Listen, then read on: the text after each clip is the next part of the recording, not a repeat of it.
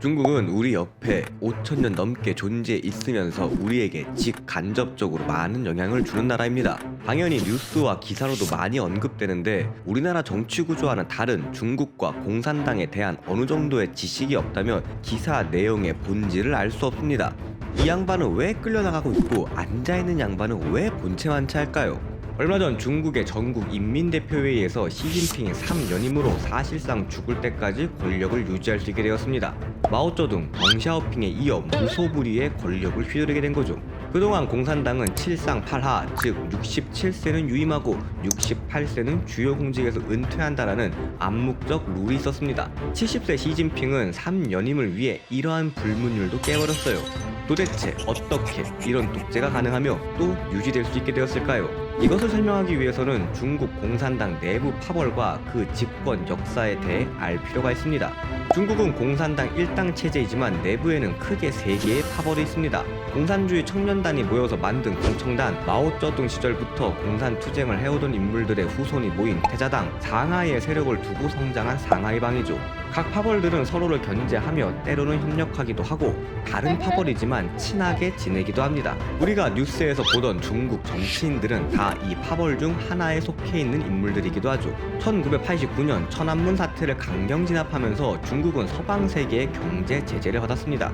그러면서 당시 실권자였던 덩샤오핑의 세력은 약화되었죠. 그래서 타겟책으로 그는 자신이 10년 넘게 고수해온 흑묘 백묘론이 옳았다는 것을 증명하기 위해 1992년 1월 남쪽으로 향했습니다. 개혁, 개방으로 발전된 광둥성과 상하이 등 남쪽의 상업 중심 도시들을 순방하며 중국의 개혁 개방 정책을 자화자찬하기 시작했죠. 이때 떠오른 세력이 경제 중심지 상하이의 장쩌민입니다. 덩샤오핑은 다음 국가 주석으로 장쩌민을 지목합니다. 문화대혁명을 겪었던 덩샤오핑은 1인 독재 체제의 부작용을 염려했습니다. 그래서 국가 주석직을 5년씩 최대 2번으로 제한하고 권력을 분산시키기 위해 상무위원 7명을 배치했죠. 그리고 각 파벌별 균형을 위해 다음 주석은 공청단에 후진타오를 해달라는 유언을 남깁니다. 후진타오는 1989년 티베트 자치구의 독립운동을 재빠르게 진압해서 덩샤오핑의 신임을 받고 있었죠. 1939년 장쩌민은 상하이방의 기업 출신 인물들을 등용해 자신의 세력을 구축하고 10년간 주석의 자리에 앉아 있었습니다. 집권 초중반까지는 덩샤오핑의 그늘에 가려져 있는 반쪽짜리 권력이었죠. 그러나 능력을 중시하며 기업인 출신이 많았던 상하이방은 10년간 10%를 넘나 드는 경제 성장률을 보이며 중국의 GDP를 약 3배 성장시켰습니다. 상하이는 명실상부한 중국 경제의 중심지가 되고 이 시기부터 중국은 G2라 불리우죠. 그리고 2003년 국가주석직을 약속대로 후진타오에게 넘겨주지만 군사권을 가지고 있는 군사의 주석 자리는 넘겨주지 않으며 조선의 태종처럼 상황 정치를 이어갑니다. 세력이 확고하고 탄탄한 지지 기반을 가진 태자당과 공청단에 비해 상하이방은 장쩌민 개인의 권력에 쉽게 좌우되어서 장쩌민이 주석 자리에서 내려오자 세력이 많이 약화되었습니다. 때문에 군사의 부주석을 상하이방으로 임명하고 상하이방에 대한 정치적 보복을 하지 않겠다는 확답을 받고서야 군사의 주석을 후진타오에게 넘겨주죠. 장쩌민의 상하이방과 후진타오의 공청단은 서로 협력하는 듯 보였으나 서로를 견제하며 권력 투쟁을 이어왔습니다. 그러다 2007년 17차 공산당 전체 당회의가 열렸습니다. 당회의는 5년에 한 번씩 열리며 국가 주요 인물들의 인사가 발표되는 중요한 회의입니다. 각 계파들은 자신의 세력 인물들을 주요 요직에 앉히기 위해 혈안이 되어 있었죠. 특히 정치국 상무위원, 그 중에서도 서열 6위가 중요했습니다. 1위부터 5위까지는 다음번에 은퇴하는 게 암묵적 합의여서 서열 6위가 차기 실권자가 되거든요. 후진타오는 자신의 후계자로 리커창을 밀었고 장쩌민은 천량위를 지지했습니다. 천량위는 상하이방답게 상하이시 시장 서기를 역임하며 상하이방의 핵심 멤버였고 리커창은 당시 유력한 차기 주석 후보였습니다. 문화대혁명으로 10년 동안 미루어진 대학 입시가 처음 시행되어 궁극 역사상 가장 치열했던 입시를 뚫어내고 베이징 법대 77학번으로 입학한 천재입니다. 대학 재학 당시부터 공청단 서기를 맡으며 인지도를 쌓고 37세 장관, 44세의 도지사급에 오르는 엘리트였죠. 공청단은 리커창을 6위에 올리기 위해 천량위의 비리 스캔들을 터뜨리며 천량회를 낙마시킵니다. 리커창의 집권을 무조건 막아야 했던 상하이방은 자신들의 파벌에서 후보를 올리면 또 이렇게 될 것을 알고 상하이방과 공청단 둘 다 아닌 태자당에서 대타를 찾기 시작합니다. 당시 태자당의 최고 실권자는 보시라이였습니다. 상하이 방인 저유융칸과도 긴밀한 관계여서 대타로 적합했으나 김칫국을 마시고 무리수를 두다 또 낙마하죠. 그래서 장점이는 자신과도 비교적 친하며 지방에서 정치적 커리어를 쌓아 중앙에서의 세력이 약해 당시 공산당 중앙위원 151명 중 151위로 세력이 약하고 조용하며 야심이 없어 보이는 인물을 후보로 내세웁니다. 그가 시진핑이죠. 리커창은 무조건 맞겠다 라는 상하이 방과 보시라의 낙마 이후 세력의 약화를 걱정하던 태자당 양쪽의 서포트를 받은 시진핑은 결국 정치국 상무위원 6위에 오르고 리커창이 7위가 되며 17차 당 회의는 마무리됩니다. 당시 시진핑은 후진타오 앞에서 보고도 하며 착한 코스프레를 하고 있었죠. 상하이 방에게 일격을 맞은 공천단, 역사와 전통을 자랑하며 세력이 가장 크고 대학생들의 지지를 받은 공천단은 5년 뒤 18차 당 회의를 기약하며 이를 바득바득 깔죠. 그리고 설레발로 한번 낙마했던 보시라이는 절치부심하며 민심을 다지고 자신의 세력을 더욱 공고히 하며 차기 주석 자리를 노리고 있었습니다. 멍청하다고 무시하며 자신 주도의 태자당 모임에도 부르지 않았던 시진핑에게 밀린 것이기에 더 이를 악물었습니다. 그래서 자신의 지역이었던 충칭에서 임대사업, 기업유치 등 친서민적인 정책, 충칭 모델로 인기몰이를 시작합니다. 그리고 공산당을 부흥시키고 부패를 몰아낸다 라는 창홍타흑 프로젝트를 가동하며 자신의 정치적 스승이자 중국의 사법 공안권을 쥐고 있던 저우융칸과 함께 1,500여 명의 부패 범죄자를 사법 처리하고 대중적 지지도 얻게 됩니다. 그러던 중 보시라이의 부인인 국카라이가 비자금을 해외로 보내 은닉하려고 시도하다 영국인 사업가를 독살한 사건이 일어납니다. 보시라이의 최측근인 왕리진이 강제로 입을 벌려 독극물을 투입했죠. 보시라이는 왕리진이 자신의 치부와 기타 정보를 너무 많이 알고 있기에 불안했고 좌천을 보내며 한쪽으로는 제거하려고 하였습니다. 이를 눈치챈 왕리진은 모든 자료를 들고 충칭 미국 영사관에 망명을 시도하죠.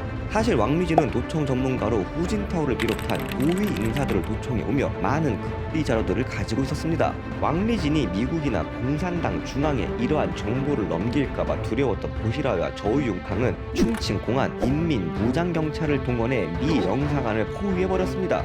백악관은 노발대발하며 이는 외교 문제로 번졌습니다. 논란 당 중앙에서는 수천성 공안을 출동시켜 충칭 공안과 대치하죠. 결국 보시라이는 철수하며 왕리진은 베이징의 당 중앙으로 이송됩니다. 후진타오의 공청단은 쾌재를 내들었습니다. 보시라이뿐 아니라 저유융캉 더 나아가서 상하이 방을 공격할 구실을 잡은 공천단은 베이징에서 왕리진을 조사하며 모든 비리와 부정을 까발리기 시작합니다.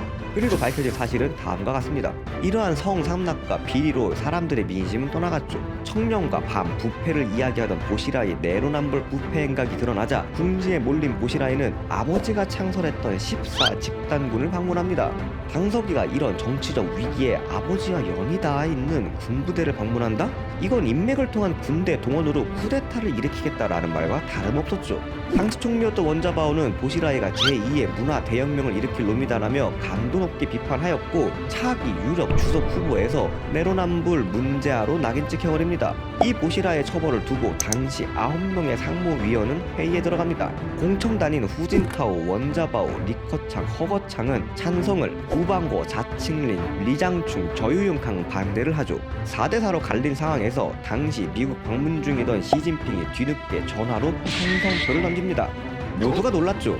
같은 태자당으로 집안끼리도 가까웠고 평소에 보시라이를 형님 하며 잘 따르던 시진핑이었으니까요. 하지만 왕리진의 도청 파일에 자신도 포함되어 있다는 것을 안 시진핑은 보시라이를 보내버리기로 합니다. 얼마 있지 않아 보시라이는 충칭 당 서기에서 해임되었고 본격적으로 후진타오는 상하이 방을 털어대기 시작합니다. 반대표를 냈던 장점인의 신보기자 당 서열 4위였던 자칭린 9위 저유융캉을 부정축제와 비리의 혐의로 구속해버립니다. 그리고 보시라이는 사형을 선고받죠.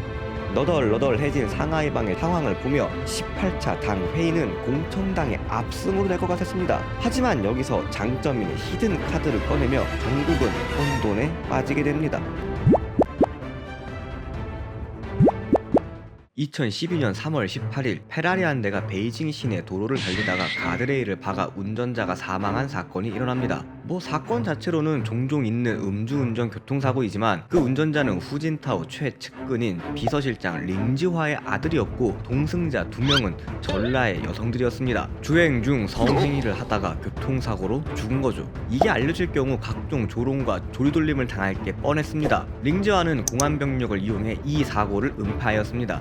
고위 공무원들에게 뇌물을 주었고 치료를 받던 동승자 여성을 주사로 독살까지 하면서요. 하지만 이 소식은 장점인가 상하이방의 레이더망에 포착되었고 리커창이 주석자리에 오르는 것이 싫었던 이들은 이 사건을 물어뜯기 시작합니다. 아니 비서실장의 월급이 얼마길래 아들이 페라리를 몰고 다니느냐, 그리고 여자 2명과 주행 중에 음란행위를 하는 게 상식적으로 말이 되느냐, 더군다나 뇌물과 공권력으로 사실을 은폐하려는 시도는 용납할 수 없다. 링지화에 대한 수사가 진행되자 링지화가 부정축제한 총 14조에 달하는 부동산과 각종 비자금의 재산이 드러났습니다. 상황이 급박해지자 후진타오는 링지화를 비서실장에서 내치며 링지화는 내 사람이 아니다 라고 공표했습니다. 그러나 보시라의 사건을 탈탈 털며 상하이방의 부정축제에 대해 공격하던 후진타오에게 이 스캔들은 치명적이었습니다. 후진타오의 입지는 급속도로 약해져갔죠. 결국 18차 당 회의에서 7명의 상무위원 중 공청단은 2명만 간신히 올랐고 리커창이 아닌 시진핑이 최고 지도자 자리에 오르며 공청단이 몰락하기 시작했습니다.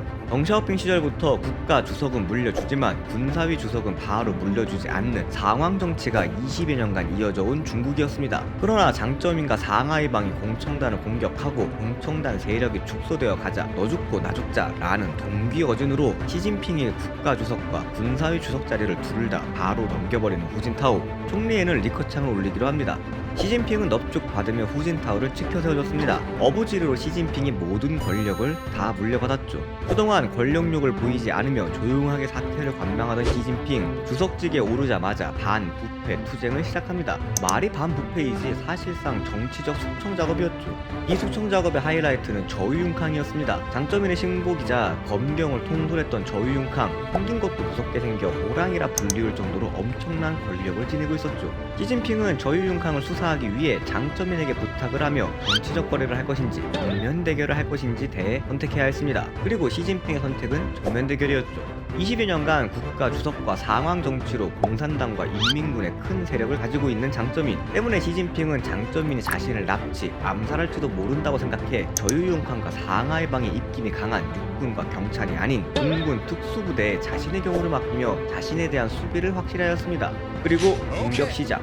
저유융캉의 아들, 동생을 체포해서 조사를 시작했고 350여 명을 추가로 구속조사하였습니다. 저유융캉은 석유방이라 불릴 정도로 석유업계와 끈끈한 정경유착을 가지고 있었습니다. 그리고 조사 결과 17조라는 엄청난 액수의 부정축제 비자금을 밝혀내며 저유융캉에게 무기징역을 선고합니다. 호랑이의 이빨을 다 뽑아버린 시진핑의 칼날은 이제 장점인을 향했죠. 장점인 가족과 친척에 관련된 모든 것을 털어댔습니다. 표적 수사였죠. 그리고 첫째 아들이 거액의 돈을 해외 비자금으로 빼돌린 것을 포착하죠. 천량이 보시라의 저유융캉까지 자신의 신복들이 다 숙청된 장점인은 궁지에 몰렸습니다. 결국 시진핑에게 전화를 걸어 너무 가혹하게 하지 말고 관대하게 선처를 부탁한다라고 말하죠.